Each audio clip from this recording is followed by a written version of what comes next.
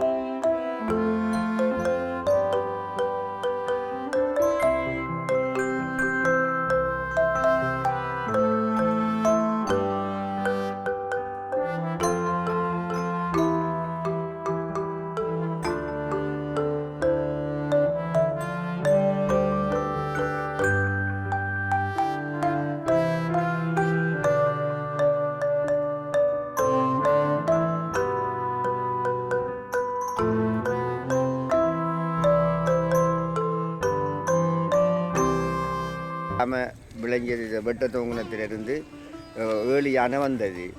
இப்போ என்னென்று கேட்டால் அங்கால கிடந்த படுவாங்கரையில் கிடந்த யானை முழுக்க இதுக்குள்ளே வந்து இன்றைக்கு அது கூட குறைய ஒரு 12 யானை கிட்ட வந்துருக்கு. வந்து திசை மாறி தெரியுது.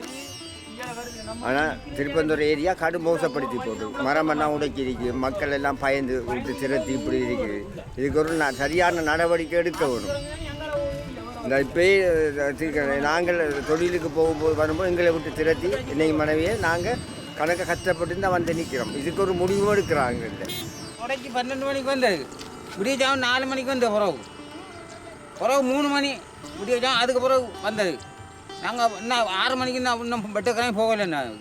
இன்னும் 4 ஜாதி நிற்கிதுக்குள்ள. இதுக்கு என்ன நடவடிக்கை எடுக்கிறது? இங்கே அதுக்கு நம்ம முடிவு காணணும். விடியச்சாவும் பஸ்ஸை போட்டு 3:45 வந்து நான் பரவக்குள்ள இந்த உங்கள் ரோட்டில் அதில் 3 ஜானு நான் பக்கம் பைக்கை போட்டு பின்னால் போய் ஏப்பசை கூப்பிட்டு ஏப்பசாக்கள் வரல லைட் பண்ணி அடித்தவங்க அடித்து அதுக்குள்ள ஒரு வானம் ஒன்று வந்தது. இப்போ நான் கூய் கத்தி ஆக்கள் பிஞ்சலை அனுப்பிவிட்டு போயிட்டோம்.